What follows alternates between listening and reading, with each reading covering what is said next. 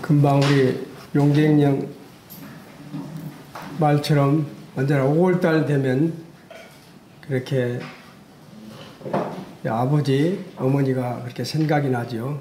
저도 불쌍한 고아입니다. 근데 참 언제나 이때가 되면 특히 이제 아버지보다도 어머니가 더 생각이 날 때가 있죠. 어머니께서 살아계실 때 옛날 눈이 많이 와서 당진대교를 갈 때 막 뒤에서 막 그렇게 의자를 밀어요.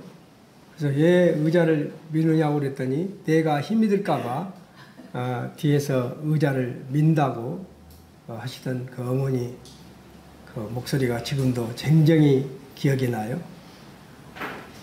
그뿐만 아니라 내가 죽으면 언제나 네가 성질이 급하니까 저녁에 오지 말고 해가 떴을 때 아침에 오라고 그러면 다 내가 이해한다고 하시던 저 어머니의 그 말씀이 기억이 납니다. 왜냐하면 그렇게 자식을 생각하는 게 부모지요. 그래서 저는 이제 가정의 날 맞이해서 특히 어머니가 생각나서 옛날에 적었던 시가 있어서 한번 읽어드리고 말씀을 결의하고자 합니다.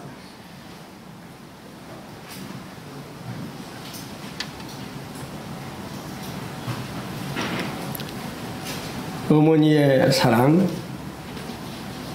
39살에 저를 낳으시고 한없는 사랑으로 끝없는 희생으로 저를 키우시고 새벽이면 기도하시던 어머니 보고 싶습니다.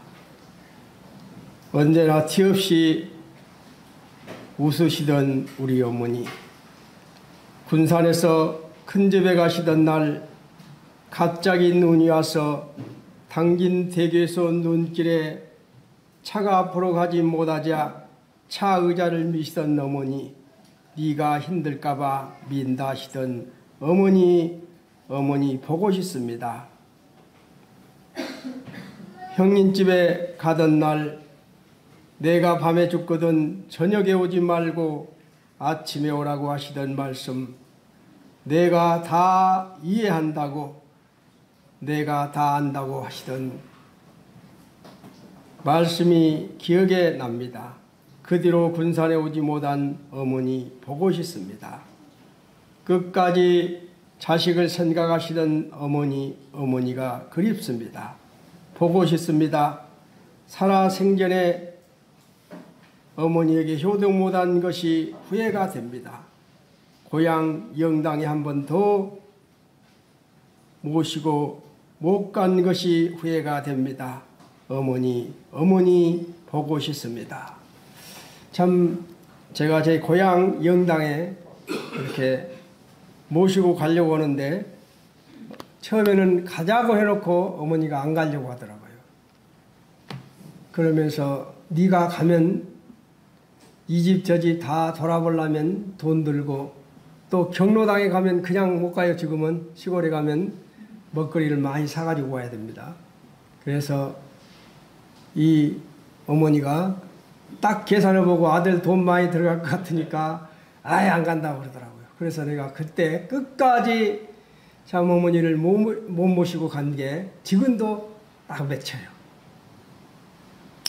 그래서 다 어버이날을 맞이해서 정말 살아계실 때 부모님에게 효도하는, 정말 전화라도 하루에 꼭 한 번씩 드리는 그런 삶이 되시길 바랍니다. 부모님들은 특히 전화 한 번에 정말 마음이 녹아요. 힘이 되고. 저는 어머니 살아계실 때 하루에 딱 2번 했어요. 집에서도 하고 회사 사무실에서 하고 그렇게 했었는데 여하튼 전화를 자주로 드려서 안부 전화하시는 그런 자녀의 도리를 하시길 바랍니다. 저는 오늘 주제를 성경에서 말하는 자녀 교육에 대해서 말씀을 드리고자 합니다. 먼저 제가 히브리서 11장을 읽고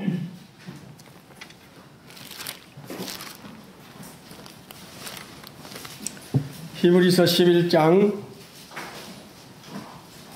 23절부터 제가 읽겠습니다. 신약 366쪽입니다. 믿음으로 모세가 났을 때 그 부모가 아름다운 아임을 보고 석 달 동안 순교 왕의 명령을 무서워하지 아니하였으며 믿음으로 모세는 장성하여 바로의 공주의 아들이라 칭함 받기를 거절하고 도리어 하나님 백성과 함께 고난 받기를 잠시 제약의 낙을 누리는 것보다 더 좋아하고 그리스도를 위하여 받는 수모를 애굽의 모든 보화보다 더 큰 재물로 여겼으니 이는 상주심을 바라봄이라. 믿음으로 애굽을 떠나 왕의 노함을 무서워하지 아니하고 곧 보이지 아니하는 자를 보는 것 같이 하여 참았으며. 참 어린이라는 뜻이 무엇인지 알아요? 어린 아이라는, 어린 사람이라는 뜻이죠. 그래서 어린이날을 언제 만들었냐면 1923년 그때는 5월 1일로 어린이날로 했었어요. 근데 4년이 지난 후 1927년 5월 5일부터 지금에 이르기까지 5월 5일을 어린이날로 이렇게 지내고 있죠. 우리가 갈릴 지브란이라는 사람은 어린이에 대해서 이런 말을 했어요. 그대들의 아이는 그대들의 아이가 아니라고. 아닙니다. 아이들은 스스로를 갈망하는 저주대한 생명의 아들, 딸입니다. 아이들은 그들을 통해서 왔지만 그대들로부터 온 것이 아닙니다. 아이들은 그대와 함께 있지만 그대들의 소유가 아닙니다. 자녀는 나의 소유가 아니다는 겁니다. 자녀를 나의 소유라고 생각하면 안 된다는 겁니다. 왜 그렇습니까? 지금 우리가 보편적으로 1명 아니면 2명을 낳아요. 그렇기 때문에 자녀를 어떻게 생각합니까? 부모들이 자녀들을 내 소유로 생각하는 경우가 많이 있죠. 그래서 문제가 생기는 것이죠. 우리는 그래서 이스라엘 사사시대의 역사가 주는 교훈을 잘 새겨보아야 하는 것입니다. 여호수아를 비롯한 가나안 정복 세대들이 다 죽고 난 후에 일어난 다른 세대는 여호와를 알지 못했습니다. 왜? 배우지 못했기 때문에 알지 못했던 것이죠. 그리고 여호와께서 이스라엘을 위하여 행하신 그 큰 이적들을 알지 못했습니다. 왜 그렇습니까? 이들에게 가르치지 않았기 때문이죠. 그 결과 사람이 각각 제 소견에 옳은 대로 행하는 이스라엘의 역사에 암흑기가 펼쳐지죠. 무려 300년 동안이 이렇게 죄에 빠져 고통받는 안타까운 역사가 이어지는 것들을 저희들은 이 성경을 통해서 보고 있습니다. 다음 세대를 제대로 교육하지 못한 교육의 실패가 가져온 결과이지요. 그래서 자녀 교육이 얼마나 중요한지 모르는 것입니다. 하나님이 주신 원래의 능력을 이끌어내 잘 발휘하도록 도와주는 것이 바로 교육이죠. 바로 교육이란 하나님이 주신 원래의 능력을 이끌어내서 잘 발휘하도록 도와주는 것이 바로 교육입니다. 모세는 나이가 40이 되었을 때 그에게 중대한 결단을 해야 할 시기가 왔었죠. 참 애굽인으로 살아야 될 것인지 아니면 노예 민족인 이스라엘 사람으로 살아야 될 것인지를 그런 나이 40이 되었을 때 결정을 해야 했었어요. 모세는 애굽의 왕실에서 전교의 교육을 받은 사람이었습니다. 사도행전 7장에서 스데반은 이렇게 말하지요. 설교하면서 모세는 애굽 사람의 학문을 다 배웠다고 말하고 있습니다. 사도행전 7장에서 스데반은 설교하면서 모세는 애굽의 학문을 다 배운 사람이라고. 그러나 모세가 그 이전에 배운 것이 있었다는 것입니다. 모세가 그 이전에 배운 것은 자기의 생모, 자기의 어머니로부터 이스라엘 민족이 어떤 민족인지, 이스라엘 선기는 살아계신 하나님이 어떤 분인지에 대해서 어렸을 때 어머니의 젖꼭지를 물면서 그는 그때부터 교육을 받기 시작한 것이죠.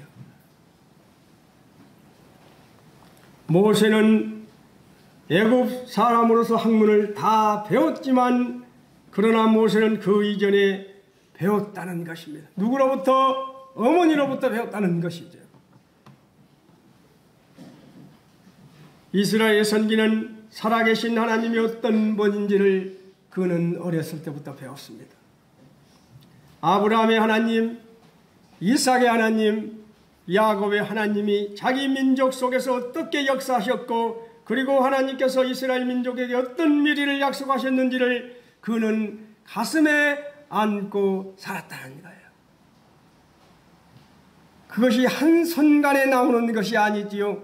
그러한 연속 반복된 교육과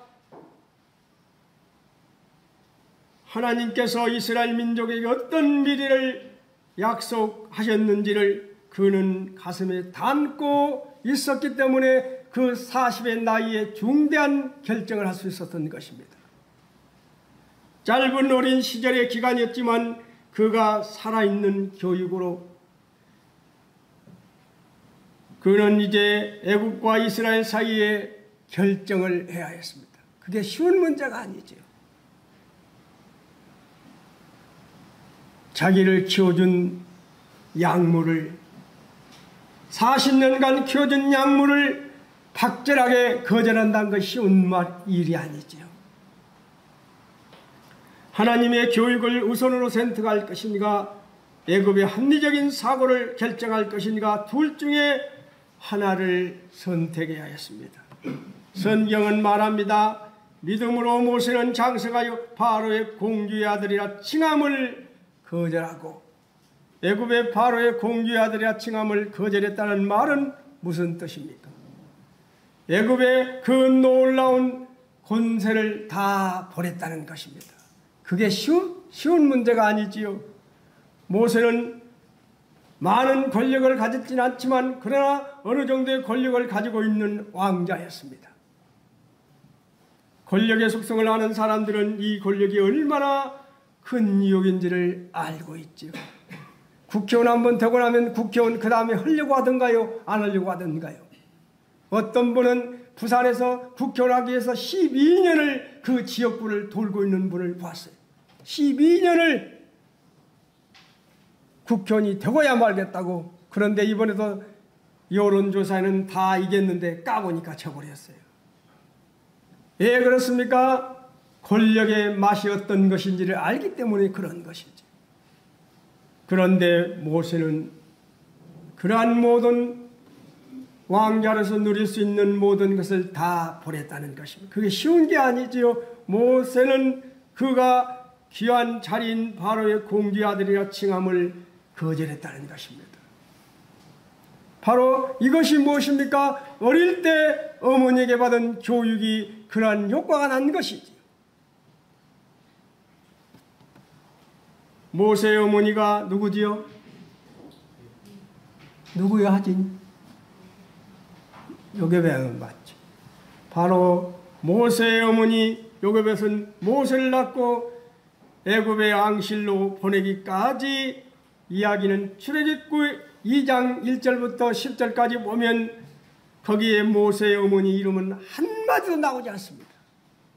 어머니 이름은 나오지 않고 어떤 이름으로 나옵니까? 네이의 여자, 그리고 그 여자, 그 아이의 어머니 여인등으로만 표현되고 있어요. 모세의 어머니 요괴벳 말은 일체 나오지 않습니다. 단 성경에 두 군데가 등장하는데 출애굽기 6장에서 그리고 민수기 26장 59절에서 두 군데 딱 나와요. 비록 성경에 그 모세 어머니가 이름이 두 번밖에 나오지 않지만 그 어머니의 교육은 우리가 인정할 만한 교육인 것이죠. 그 아들이 어떠한 행동을 했는가를 통해서 그 어머니가 어떻게 교육을 시켰는가를 우리는 알 수가 있는 것입니다. 모세의 아버지 아므람과 네이의 이렇게 족보를 보면 좀 이상해요. 어떻게 보면 고모와 족과 사이가 되죠. 족보를 이렇게 보면은 모세의 아버지 아므람은 네이의 손자가 되고 모세의 어머니 요게벳은 네이의 딸이 돼요. 그때는 나이들이 많이 먹었었지요.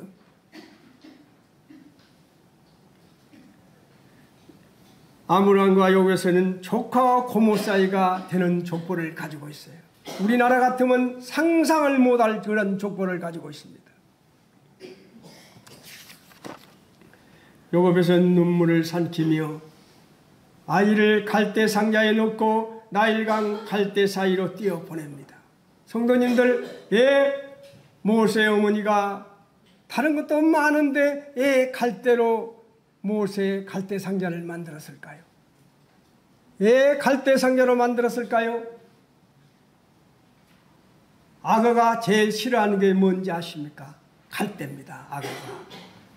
그러기 때문에 갈대 상자로 만들어서 역청을 바르고 또 나무에서 나오는 그 송진 같은 걸로 발라서 물이 들어오지 못하게 해서 히브리인들의 담요를 깔아서 모세를 그 안에 누워서 그것도 어디라 하랍니까? 갈대 상자에 넣어서 나일강과 갈대 사이로 띄었더라고 나옵니다. 그냥 띄운 게 아니라 갈대 사이를 끼워서 그 갈대 상자가 지나가게 만들었다는 거예요. 왜요? 악어가 싫어하기 때문에 갈대 상자를 침범 못하도록 또 갈대들이 숲이 많은 그곳에 지나가게 만든 것이죠. 그러면서 모세의 어머니 요게벳은 이런 그 아들을 그 갈대 상자에 띄워놓고 3개월 만에 보낼 때 그 어머니의 심정을 생각해 보셨습니까?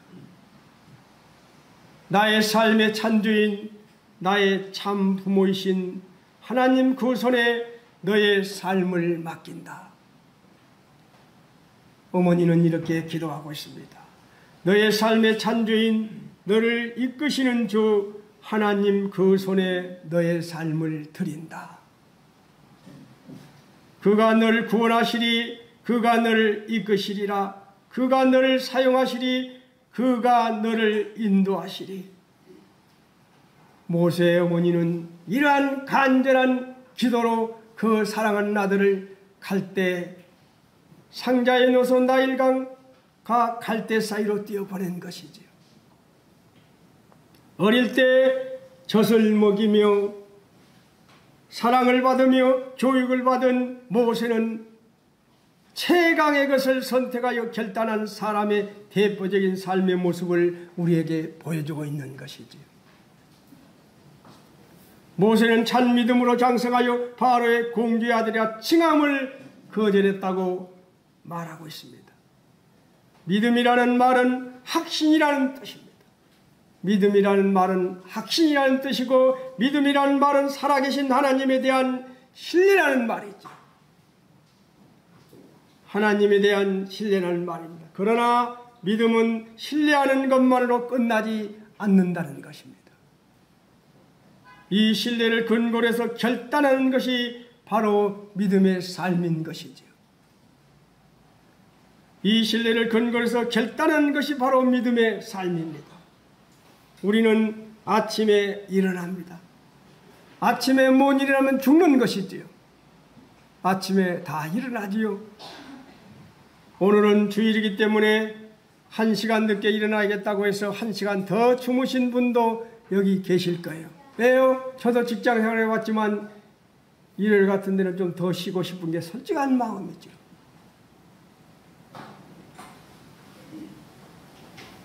어떤 분은 생각난 김에 오늘 주일이니까 자리에서 발딱 일어나서 아침 일어나서 성경 말씀 보고 기도한 분도 계실 것입니다. 10분만 더 5분만 더 졸다가 1시간 2시간을 넘기는 것도 우리의 삶이죠. 바로 결단을 잘 못하기 때문에 이런 결과가 나오는 것이죠. 오늘 또 예배당에 나올 때 저도 옷을 3개를 놔두고 골라봤어요.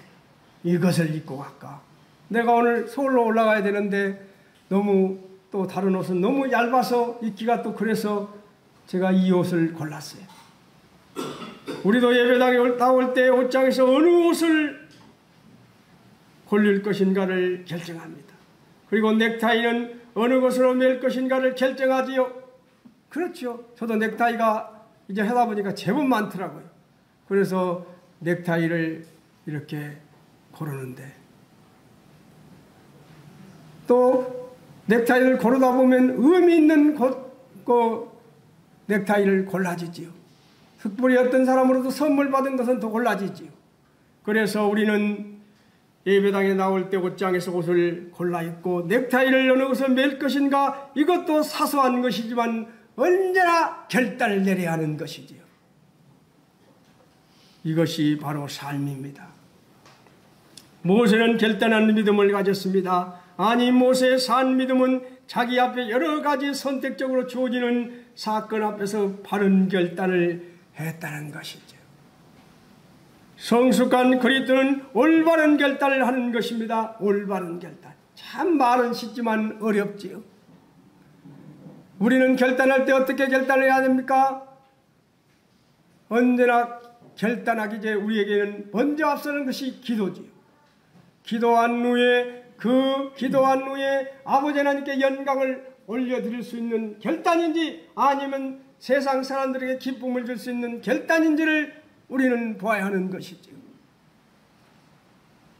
하나님께는 기쁨을 드리지 못하며 사람에게 기쁨을 드릴 수 있는 결단이라면 그 결단은 하지 않는 것이죠.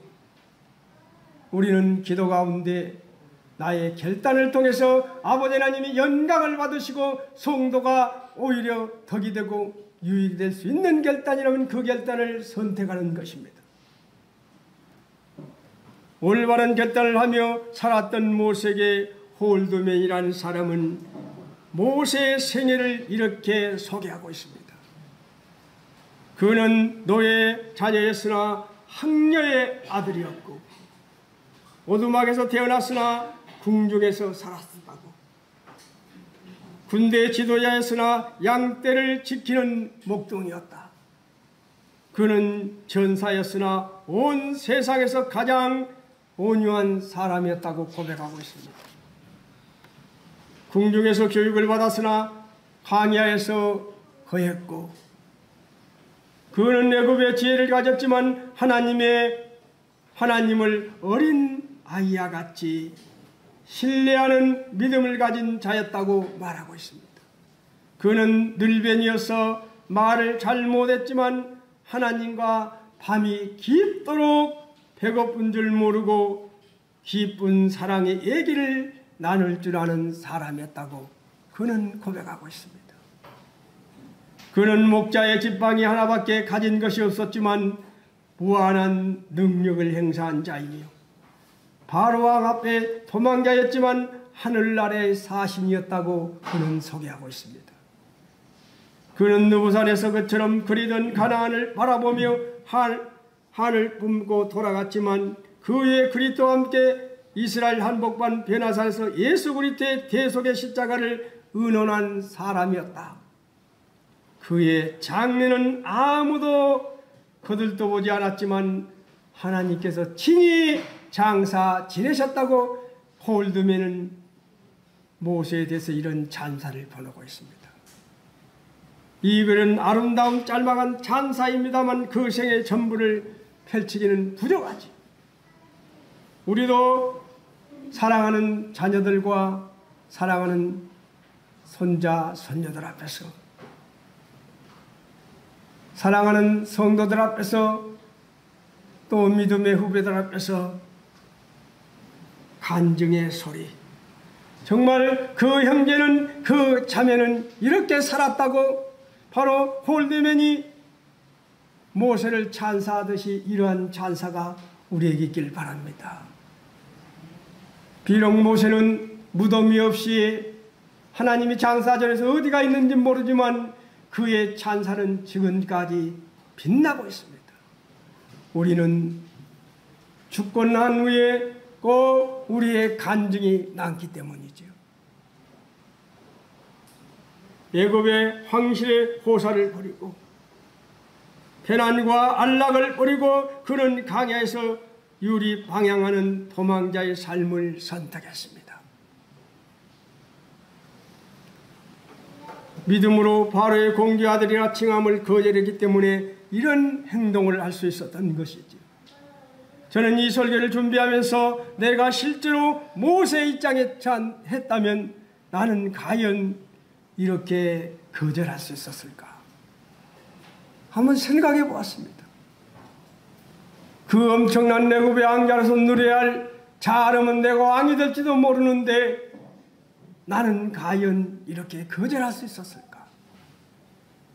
갈대 상자에 물결 치는 대로 갈대 상자가 바람 부는 대로 가다가 수장이 될지 모르고 악어밥이 될지도 모르는 상태에서 모세를 구해서 또 왕의 명령을 어기면서까지 키워준 양어머니를 생각해 봅시다. 40년이란 세월을 아들을 키웠습니다. 비록 내 핏줄은 아니지만 기른 정이 무척 크더라고요. 해보니까 40년을 키웠던 그 아들을 그의 가슴에 방망덕이라는 못을 받고 떠나야 하는 그 심정이 어떠한 심정이었을까요? 남자로서 의리가 다 있지요. 양모의 정을 끊어버려야 하는 그 고통은 말할 수 없는 고통이었을 것입니다. 만약에 그 양모가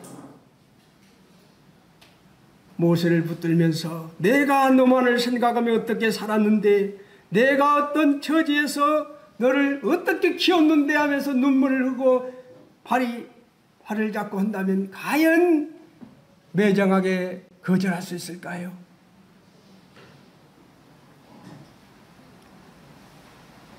이런 거절할 수 있었던 이유는 그는 정을 잘랐었던 이유는 하나님의 뜻이 무엇인지를 알았기 때문에 잘라낸 것이죠. 어떤 것이 하나님께 기쁨을 드리는 길이기에 그 모세는 그 정과 모든 것을 잘라낸 것이지요. 그는 거절하는 믿음을 가진 것이지요. 믿음의 사람들은 거절할 줄 아는 사람이었다는 것입니다. 세상의 뜻과 하나님의 뜻이 어떻게 다른지 알아야 합니다. 하나님께서 귀하게 보시는 것과 하나님께서 멸시하는 것이 어떤 것인지를 알아야 하는 것이지. 그런 사람만이 바른 결정을 하게 되는 것입니다. 믿음은 하나님만이 주실 수 있는 영원한 기쁨을 위하여 잠시 제약의 낙을 누리는 것이라는 것을 하나님의 사람 모세는 그의 삶으로 입증을 한 것이지요. 거절할 때 거절할 줄 아는 사람, 이런 용기 있는 사람이 이 시대에 필요한 것입니다. 성도님들, 선택의 기회가 주어졌을 때 하나님의 뜻을 쫓기 위해 무엇을 버렸습니까? 지금까지 무엇을 버렸습니까? 하나님을 위해서 무엇을 버렸습니까? 믿음은 아닌 것을 아니라고 말하는 것이 믿음이지요.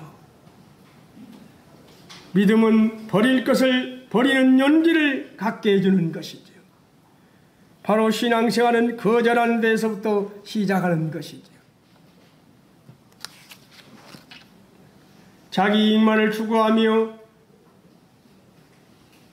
자기에게 좋은 것만 찾아다니며 하나님의 뜻을 멸시하는 무수한 사람들이 있는 이런 시대에 모세는 믿음으로 거절할 것을 거절하는 용기를 우리에게 가르쳐줬다는 것입니다. 믿음은 결정입니다. 우리도 살아가면서 모세 같은 그러한 결정과 그러한 선택으로 아버지는 영광을 올려드리는 삶이 되시길 바랍니다. 그리고 이러한 결정을 통해서 건강한 가정이 되길 바랍니다. 아굴라 브리스가 같은 부부처럼 사랑의 부부로, 섬김의 부부로, 봉사의 부부로, 헌신의 부부로, 교회에서는 일꾼의 부부로 빛의 열매를 맺으며 성령의 열매를 맺는 그러한 가정이 되시기를 바랍니다. 그리고 마땅히 행할 일을 아이에게 가르치라. 그리하면 늙어도 그것을 떠나지 아니하리라고 잠언 22장 4절에 말하고 있습니다. 아이들이 태어나면 어머니의 사랑의 교육이 필요한 것이죠. 모세, 사무엘, 디모데는 어머니의 영향에 매우 컸음을 알 수 있습니다. 그 다음에 아버지에게 교훈을 할 수 있는 책임이 주어지는 것이죠. 그렇게 어머니와 아버지의 교육에는 각각 다른 의미가 주어지는 것이죠. 사랑의 하나님을 보여주는 것은 어머니입니다. 그렇죠? 사랑의 하나님을 보여주는 것은 어머니예요. 사랑의 하나님을 보여주는 것은 어머니의 책임이었습니다. 아버지의 공의의 하나님을 보여주는 것은 아버지지요. 맞지요? 공의의 하나님을 보여주는 것은 아버지입니다. 공의의 하나님을 보여주는 것은 아버지의 책임이지요. 우리나라에서는 아버지가 앉는 의자에 막 앉지요. 유대인들은 아버지가 앉는 의자에는 절대 안 앉습니다. 그만치 아버지의 권위를 세워주는 거예요. 우리나라는 자녀들과 같이 목욕탕에 많이 발가벗고 아버지랑 같이 가서 모여가지요. 지금은 유대인들이 변했는지 모르지만 한때 유대인들은 절대 같이 모욕을 하지 않았습니다. 생명의 근원인 그것을 자녀가 볼 수 없다고 해서 같이 모욕도 하지 않았어요. 그만치 유대인들은 아버지에 대한 철저합니다. 공의 하나님을 보여주는 것은 아버지의 책임이었습니다. 성경에 보면 교육을 잘못 시켜서 실패한 가정 이야기가 나옵니다. 바로 엘리 대제사장 가정의 이야기죠. 그 두 아들이 홈리와 비니아스지요. 그거를 보면서 우리는 많은 것을 생각합니다. 엘리는 부모로서는 실패했었습니다마는 사역자로서는 성공한 그의 모습은 참으로 대조적이죠. 이스라엘 마지막 사사인 사무엘을 양육하고 훈련시킨 대제사장이 바로 엘리입니다. 바로 이스라엘 민족의 지도를 양성시켰어요. 바로 사무엘을 양성시킨 사람이 엘리예요. 그렇게 했던 그런 사역자로서는 성공했지만 가정으로서는 실패한 자가 바로 엘리 제사장입니다. 엘리 제사장 보면 사무엘상 3장 13장 14절에 보면 이런 무서운 말이 있어요. 내가 그의 집을 영원히 심판하겠다고 그에게 말한 것은 그가 아직 죄악 때문이니 이는 그가 자기의 아들들의 저주를 자청하되 금하지 아니하였음이니라. 그러므로 내가 엘리의 집에 대하여 명세하기를 엘리의 집의 죄악은 뭐라고요? 제물로나 예물로나 영원히 속죄함을 받지 못하리라. 얼마나 무서운 말입니까? 얼마나 무서운 말입니까? 자녀들의 잘못된 모습을 보면서도 엘리는 제대로 교육을 시키지 않았다는 거예요. 어떤 데서 찾아봤습니까? 내 아들아 그리하지 말라. 내 아들아 그리하지 말라. 내게 들리는 소문이 좋지 아니하니라. 그는 대제사장이기 때문에 많은 정보력을 가질 수 있었어요. 많은 사람들이 와서 당신 아버지 홈리와 비니아스가 어떻게 하고 정말 고약한 사람이라고 그런 여러 가지 누트를 통해서 말해 주었는데도 그는 어떻게 자녀 교육을 시켰습니까? 내 아들아 그리하지 말라. 내게 들리는 소문이 좋지 아니하니라. 적당한 선에서 그는 아들을 이렇게 교육을 시킨 것이죠. 이렇게 말하고 있습니다. 엘리 제사장은 그 결과의 비참함을 이렇게 보여주고 있죠. 이스라엘이 블레셋과 전쟁을 하다가 어떻게 되어버렸습니까? 세상에 하나님의 법궤를 뺏겨버리죠. 누구에게? 블레셋 사람들에게 법궤를 뺏기고, 그리고 홈니와 비니사스가 죽고 그때 전쟁에서 3만 명의 전사자를 냅니다. 이러한 보고를 엘리에게 홈니가 죽고 비니아스가 죽고 3만 명이 죽고 법궤를 뺏겼다고 그 말을 들은 엘리가 충격을 받아서 넘어져서 목이 부러져서 죽지요. 그리고 둘째 며느리 비니아스가 아기를 낳다가 죽지요. 하나님 말씀이 그대로 이루어지는 것을 보게 되는 것이지. 그래서 우리 가장들은 정말 공의의 하나님을 보여주는 것은 아버지의 책임이라고 말했습니다. 그래서 우리는 엘리같이 되지 않기 위해서는 분명히 잘못할 때는 잘못했다고 단호하게 말할 수 있는 그런 부모가 되어야 하는 것이지. 엘리 제사장의 자녀 교육 실패의 원인은 자녀들에게 하나님을 가르치지 않았다는 것입니다. 엘리의 아들들은 행실이 나빠 여호와를 알지 못하더라. 그것은 죄 가운데 가장 심각한 죄였습니다. 그 아들들은 제사를 멸시했습니다. 이 말은 예배를 소홀히 했다는 말입니다. 성도님들은, 자녀들은 정말 하나님을 알고 있습니까? 교회에 다니냐는 질문이 아닙니다. 진정 하나님을 발견하고 그분을 만나고 마땅히 하나님 앞에 해야 할 일들을 하는 자녀들로 양육하고 있느냐는 말입니다. 단순히 교회에 다니는 법을 가르치라는 말이 아니지요. 하나님을 가르치지 않아서 자식들이 망하는 것이죠. 성경에 분명히 말하고 있습니다. 사무엘상 2장 22절에 보면 엘리 아들들이 해망문에서 수종드는 여인들과 동침했다는 이야기가 나옵니다. 있을 수 없는 일이지요. 대제사장의 아들이 어디서 세상에 해망문 있는 곳에서 수종드는 여자와 동침을 했다는 겁니다. 있을 수 있습니까? 이런 소리를 엘리는 다 들었어요. 그런데 엘리는 아들아 그러지 마라. 있을 수 없는 일이죠. 타락의 정도가 어느 정도인지를 알 수 있었습니다. 비참한 일이 벌어지고 있는 것입니다. 성경적인 자녀 교육은 분명하게 말하고 있어요. 지금 우리나라의 일부 교육관들, 이상한 교육관들에 대해서 이상한 것들을 교육시키고 있죠. 정말 있을 수 없는 그런 교육들을 시키고 있습니다.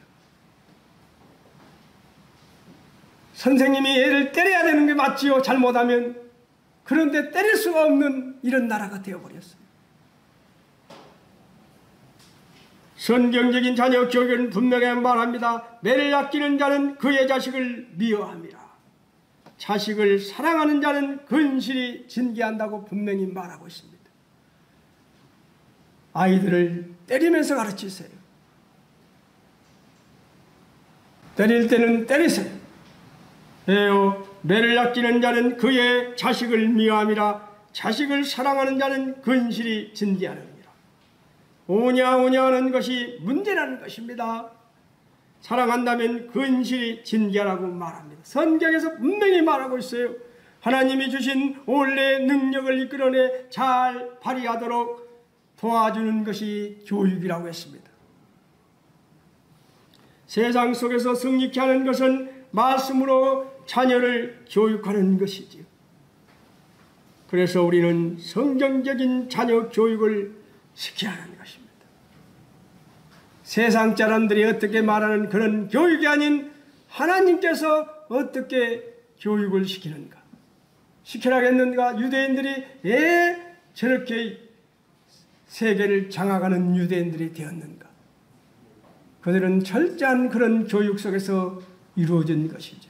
그리고 부모는 부모의 눈물의 기도가 있어야 되는 것입니다. 자녀를 키울 때 자녀의 눈물의 기도가 있어야 되는 거예요. 성경에 많은 기절이 있습니다.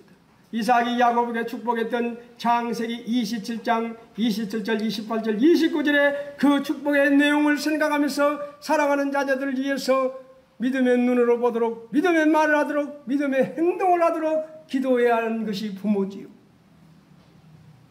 그리고 모세는 이스라엘 백성들을 축복하면서 민수기 6장 24절, 25절, 26절의 축복과 신명기 33장의 그런 축복들을 생각하면서 그 민족을 축복했습니다. 바로 그러한 축복의 내용을 생각하면서 자녀들을 위해 기도하는 것이죠. 데살로니가 후서 3장 16절 18절의 그러한 축복과 히브리서 13장 20절 21절의 이러한 축복의 내용들, 그리고 베드로전서 5장 10절 11절, 베드로후서 1장 2절 3절 4절 그런 축복과 로마서 15장 5절 6절 13절 33절 참 많은 축복의 내용들이 있습니다. 고린도서 13장 13절에 그러한 축복의 내용들을 생각하면서 자녀들이 바른 길로 이 세대를 본받지 않고 바르게 설 수 있도록 부모의 눈물의 기도가 있어야 되는 것이지요. 바로 우리의 부모의 눈물의 기도가 우리에게 필요한 때입니다. 정말 우리는 눈물의 기도로, 그리고 성경적인 그런 말씀 가운데 자녀를 교육해야 하는 것이요. 오냐 키우지 마시고 말씀만에서 단호하게 키우시길 바랍니다. 그러면 바르게 성장할 것입니다. 하나님이 주신 원래의 능력을 이끌어내 잘 발휘하도록 도와주는 것이 바로 교육이라겠습니다. 교육을 통해서 사랑하는 자녀들이 믿음 안에서 성장할 수 있도록 교육시키시고 부모들은 기도하시고 하시길 바랍니다. 이상으로 말씀을 마치겠습니다. 기도하겠습니다. 아버지 하나님, 5월달은 가정의 달입니다.